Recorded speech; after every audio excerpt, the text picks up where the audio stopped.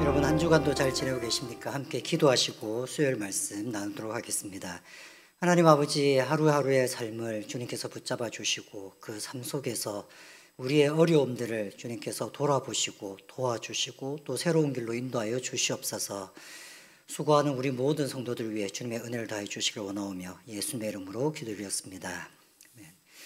오늘은 욥기 38장 41절의 말씀을 가지고 하나님의 돌보심을 믿으라 라는 제목으로 말씀을 전하고자 합니다. 먼저 욥기 38장 41절 제가 읽어드리겠습니다. 까마귀 새끼가 하나님을 향하여 부르짖으며 먹을 것이 없어서 허우적거릴 때에 그것을 위하여 먹이를 마련한 이가 누구냐. 욥기라고 하는 성경 자체는 굉장히 이해하기가 쉽지 않은 성경입니다. 왜냐하면 욥이 애매하게 고난을 당하게 됩니다. 하나님이 사탄 앞에서 자랑을 하셨고 그 사탄이 축복받지 않았는데 이렇게 감사하며 살 수 있겠습니까? 이러면서 축복을 하나씩 빼들어가는 이야기입니다.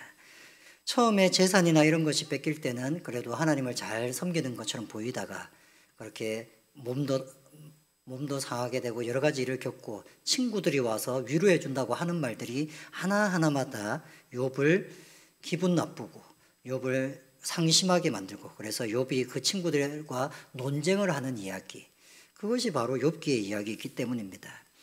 욥기가 특별히 저한테 더 어려운 이유는 욥에게 세 친구가 찾아옵니다. 세 명의 친구가 찾아와서 한 명씩 네가 이런 것을 회개해야 된다, 하나님 앞에 이렇게 원망해서는 안 된다, 이런 얘기를 쭉 합니다. 근데 그걸 읽다 보면 틀린 말이 하나도 없습니다. 우리가 왜 많이 벽에다 붙이는 액자로 만들어서 붙이면 내 시작은 미약했겠지만 내 끝은 창대하겠다, 이 성경 구절도 욥을 찾아온 세 친구 중에 한 명이 했던 얘기입니다. 근데 결국 이 세 친구는 하나님 앞에 크게 책망을 받습니다. 그래서 그들이 나중에 하나님 앞에 제사도 지내야 되지만 손해배상처럼 욥에게 뭔가 물건도 줘야 될 정도로 하나님 앞에 책망을 받는 것을 보면 이 사람들이 했던 말은 뭔가 문제가 있는 것 같습니다. 그리고 이런 얘기들이 다 끝나고 나서 그 다음에 하나님께서 딱 등장을 하십니다.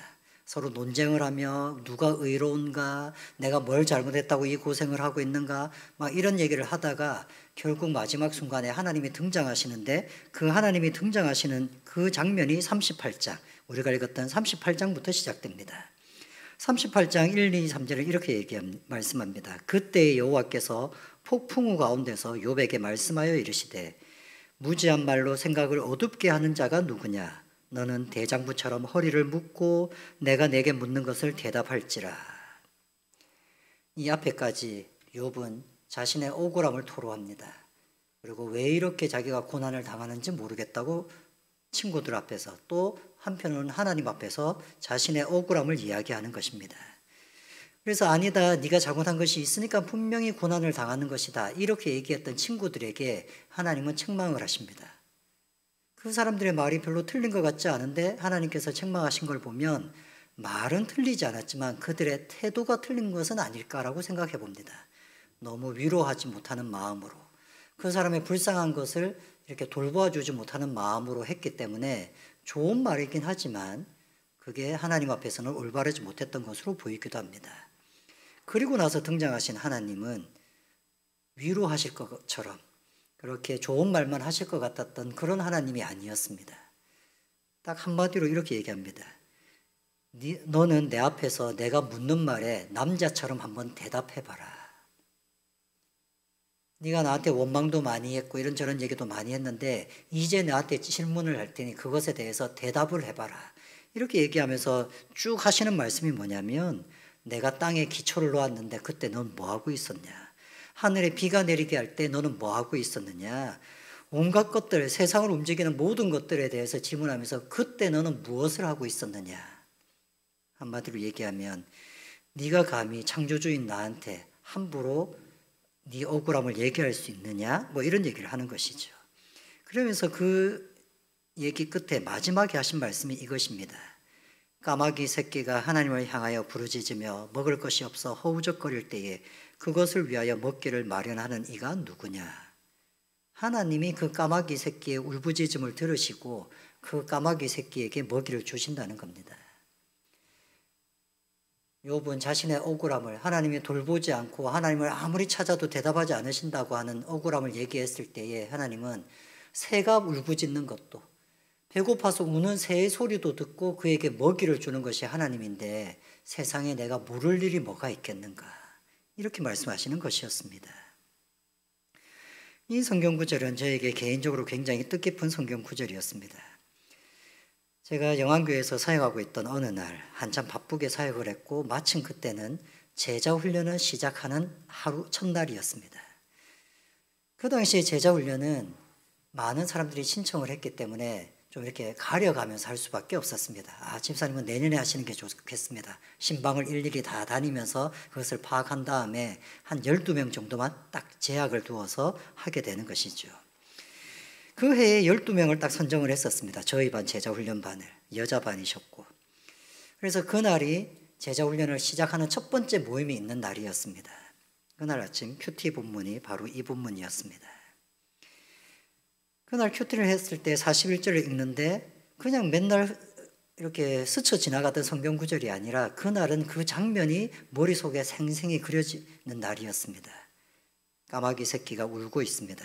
근데 까마귀 새끼가 울고 있는 것을 보면 어미가 와서 먹이를 줄 것 같은데 하늘을 향해서 울고 있는 것을 보면 아마 어미가 죽거나 사라진 것 같습니다. 어미가 없어진 새끼 새가 곧 어떻게 될 건지 뻔하지 않습니까? 근데 그 새끼 새가 하나님을 향하여 부르짖어서 먹을 것이 없다고 깍깍거리고 있습니다. 허우적허적거리고 있는 모습을 보는 것입니다. 그리고는 하나님께서 그렇게 당장 먹을 것이 없어서 자기한테 먹을 것이 줄 수 없는 그 죽어가는 새에게도 하나님이 관심을 보이시고 먹을 것을 주신다라고 얘기하시는 것이었습니다. 이 말씀을 읽고 좀 감동을 받고 있는 중에 전화 한 통이 온 겁니다. 그날 오전에 몇 시간 뒤면 이제 제자훈련을 시작해야 될 한 집사님께서 전화를 하신 것이었습니다. 그 집사님의 전화는 간단했습니다. 목사님, 제자훈련을 못할 것 같습니다. 왜 못할 것 같냐고 물어봤더니 지금 자기 형편이 너무 어려워서 제자훈련을 할 수가 없다는 것이었습니다. 그 집사님의 사정을 저는 잘 알고 있습니다. 잘 알고 있었습니다. 이혼하신 지가 얼마 안 됐습니다. 그래서 이혼하고 도망치듯이 아이 하나만 데리고 나왔던 집안이었습니다.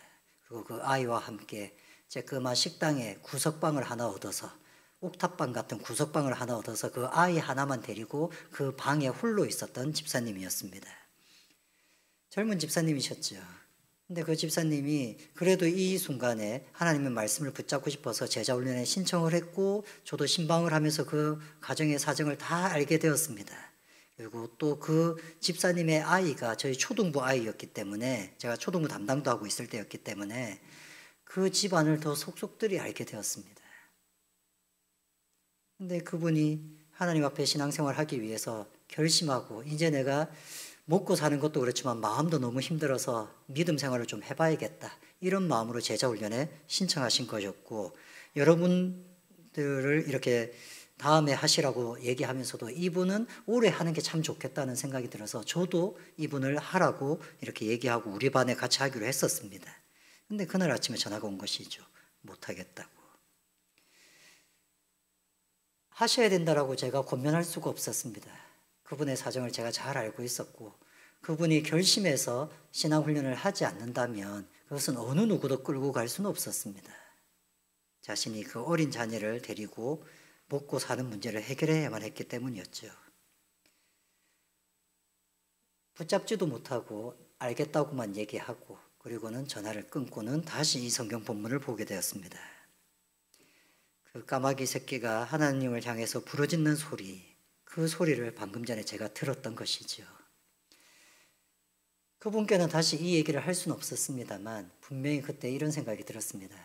하나님께서 이 집사님의 부르짖는 소리를 분명히 들어주시겠다. 몇 해가 지나지 않아 그 집사님은 교회를 옮기게 되었습니다. 그러고 나서 그 다음 소식은 전혀 알 수가 없습니다. 근데 한 번씩 이 성경 구절을 읽게 되면 항상 그 집사님이 생각납니다. 지금은 잘 살고 계실까? 지금은 어떻게 상황이 바뀌어 계실까? 아마 그 아이가 벌써 30 가까이는 된 나이가 된 나이입니다.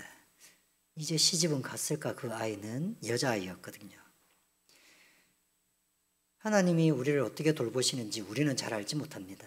그리고 이 성경 구절이 얘기하는 바대로 어미가 없는 새끼의 울부짖음도 들으시는 하나님께서 그 얘기를 하시면서 욥에게 이렇게 얘기합니다. 이 새끼가 울부짖을 때 너는 도대체 뭘 하고 있었느냐? 나는 이 울부짖음도 듣고 있었다. 이렇게 얘기를 하시는 것이죠. 우리 성도분들 중에 개인의 어려움들이 각각마다 다 다르실 겁니다. 경제적인 어려움이 제일 큰 것처럼 보이지만 항상 경제적인 것만 그렇게 우리를 괴롭히는 것은 아닙니다.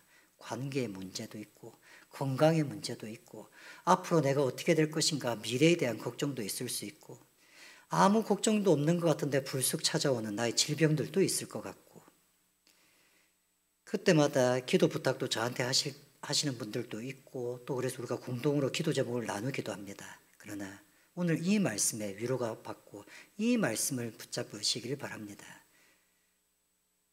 어린 새끼 새가 부모 없이 울부짖는 것도 들으신다고 하시는 하나님이십니다.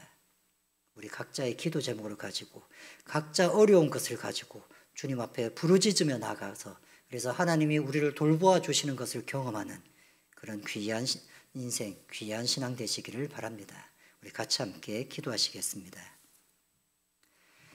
하나님 아버지, 사람이 사람을 돌볼 수 없고 목회자가 모든 성도를 돌볼 수 없음을 회개하며 또 고백하며 나아갑니다.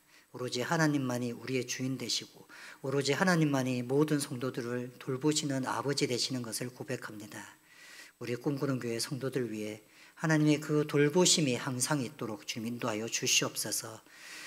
그 부르짖는 소리를 주님께서 귀담아 들어주시고 그 부르짖을 때에 그 마음도 위로해 주시고 새롭게 길도 열어주셔서 하나님이 인도하시는 것으로 한 걸음 한 걸음 나가고 축복을 누리며 살아갈 수 있도록 주 인도하여 주시옵소서. 꿈꾸는 교회 모든 성도들을 위해 주 예수 그리스도의 은혜가 항상 있기를 하나님의 돌보심이 항상 있기를 간구하오며 예수님의 이름으로 기도드렸습니다.